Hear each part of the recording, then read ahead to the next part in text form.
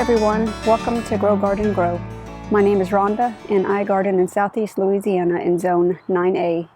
In the fall of 2018 we bought this property, but I didn't start gardening in it until the following year, 2019, after we cleared the side of the woods and I planted 2 drift roses and put my hammock next to them.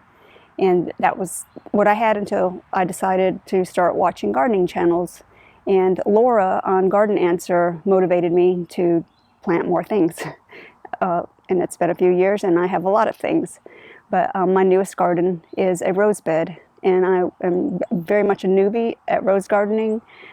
But I would like to start my walkthrough of my new rose garden. I have some flowering and some that haven't bloomed yet, so I'm excited to see what some of my new roses are going to look like. But keep in mind, this is a very new bed. I just started this in last October, and I used some paper overlay instead of digging. I used the no-dig method, and so I laid the paper down and mulch on top of that, and I just let that rest for a few months. I bought some bare root roses in January of this year, 2024, and I planted those along the walkway, and I let that go for a few weeks until I decided I wanted to plant more roses in there, because at first it wasn't going to be a rose bed. It was just going to be a little path with 10 roses, and they were 2 different colors. So I was happy with 2 different colors of roses until I decided that wasn't good enough. So I have probably maybe 20 roses in that bed right now. So let's go ahead and walk through and show you what I have. So everything from this arbor back is a new section of my garden. I have plenty more back here in this area, but I'm going to show that later. So let's see. We'll just do a walk through right here, and then I'll come back through and name some of the roses.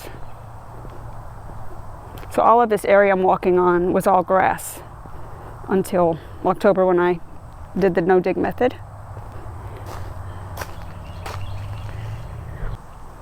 So this rose is the first one that I had planted out here before I even created this rose bed. This is a Peggy Martin rose. It was named after the owner, Peggy Martin. She lived in Plaquemines Parish, and Hurricane Katrina pretty much demolished all the roses except for this rose right here. So they named it the Peggy Martin rose. And I wanted this because I heard so many good things about it that, and this thing gets really big. I've seen tons of these over arbors and trellises, so I'm pretty sure that this one will overtake this fence eventually. Right here, this is a candy cane cocktail. And it is full of buds.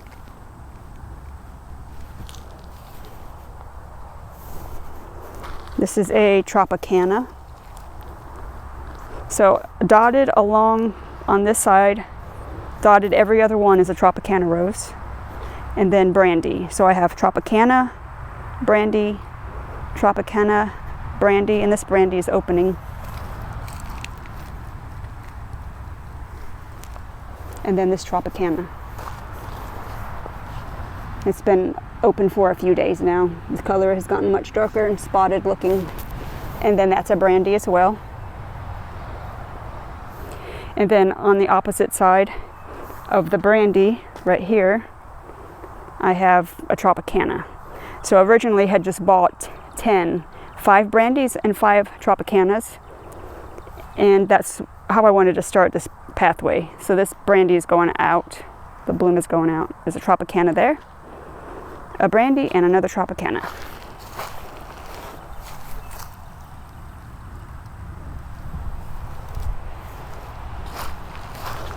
So I'll walk back over here to this one. This is a Celestial Night, and as you can see, the buds are starting to fade some, losing their color. I have a few more buds coming out back here though.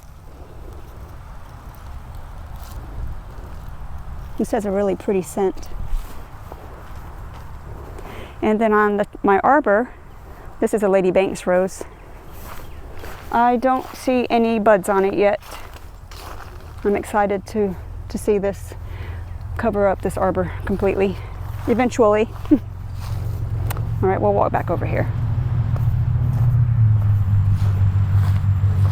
This is a peace rose. And I have one that's starting to open.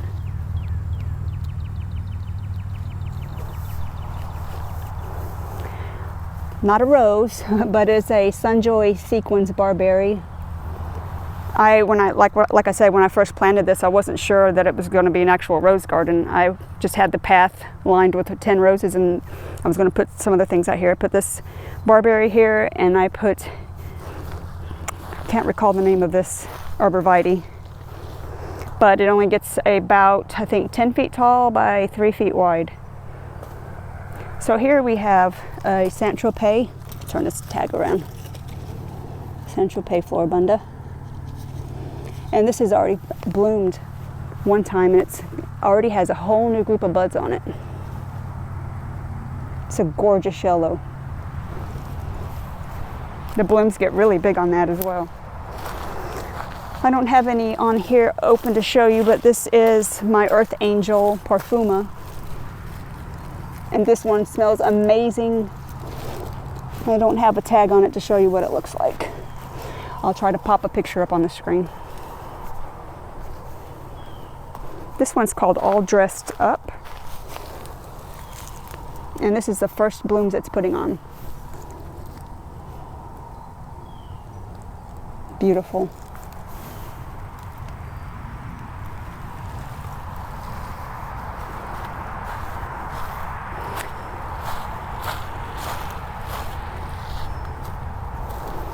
Let me pull the tag on this one. I think it's called Paradise, something Paradise. I've created some labels. I'll show you when I see one that I've got put out here. Yes, Paradise Rose. And this one has bloomed already as well, but it's putting on some new buds.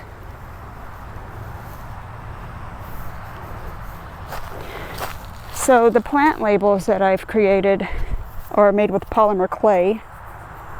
And here's one right here, I'll show you. Because I know I'm going to forget the names of some of these plants. So it's a little polymer clay. I baked them.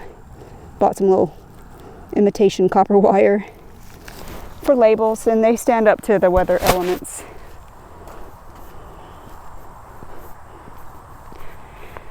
So over here, this is a Chicago Peace Rose, and I bought these, this one. I bought this maybe 2 months ago, and it's really not putting on much growth, but it has a bud on it, as small as it is.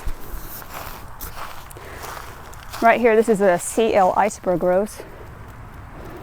Climber.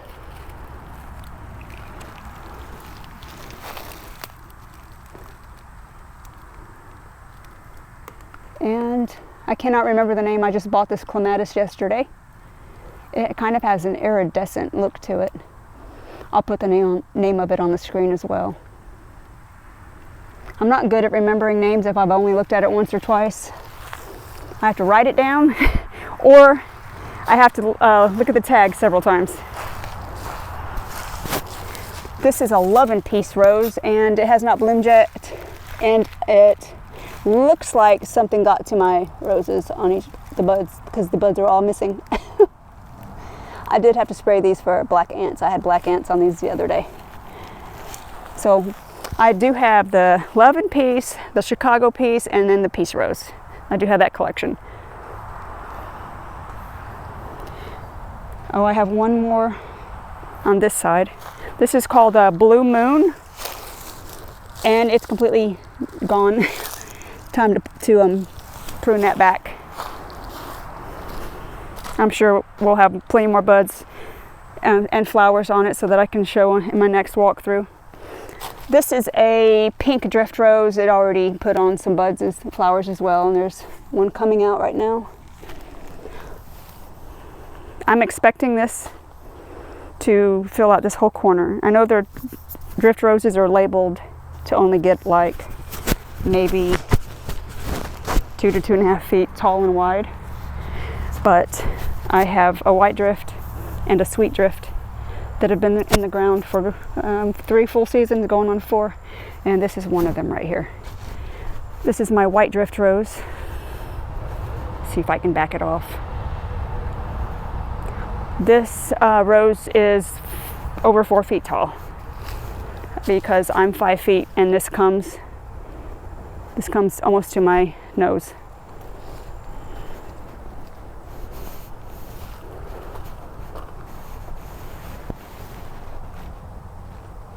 This is a very abundant bloomer too.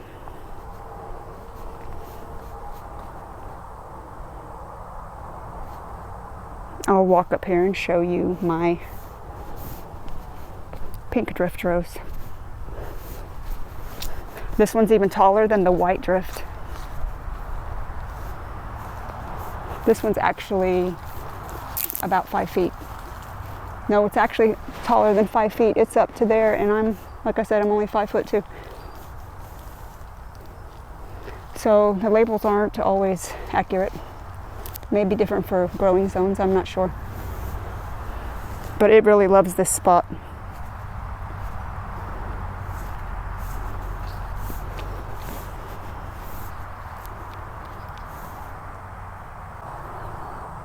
Thought I'd come out here and get an angle of the rose garden from this side. I have room for probably 5 more roses before I extend this bed, and I more than likely will extend this bed. I'll probably come from these bricks and come straight out. That way I have room for maybe 1 or 2 more rows of roses. I'll walk down here and show you this bed down here. Is the shade garden's been planted for maybe 3 years. It just has some irises, orange, I guess they're called ditch lilies, I'm not sure, but they're beautiful to me. And just some things like some cannas, and I think that's called sweet flag, or no, I'm sorry, cast iron. That's a cast iron plant. This is a laurel oak tree. So the branches kind of droop to the ground like a live oak. So I've planted some things in this bed since I decided to extend this bed out to a rose garden. I decided to go ahead and fill this bed up with some shade plants. I have some bare root hostas planted that are coming up. These are the American Halo, and I have some Tennessee ostrich fern, all from bare root. I have several caladiums planted out here, bulbs, but none of them are coming through the ground yet, and I'm hoping that they eventually do. I have some super mammoth elephant ears planted. 1, 2, 3 over there, and more other caladiums that are just kind of scattered throughout. I have Blaze caladium, Candidum caladium. I think that's all the different kinds I have out here. Yeah. And then I've got some white diamond astilbe planted right here. This is a little giant arborvitae. I probably will eventually have to move this because it's going to outgrow the space.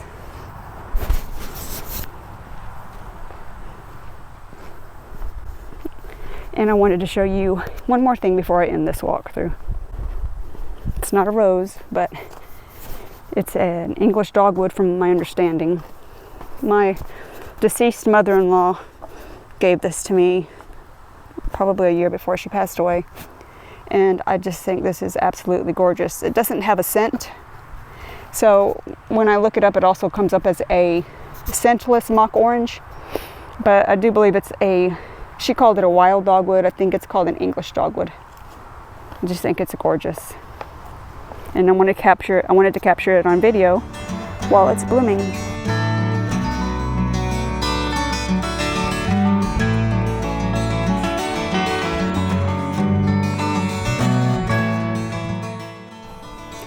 Well, thank you all for walking with me through my newest garden, the rose garden.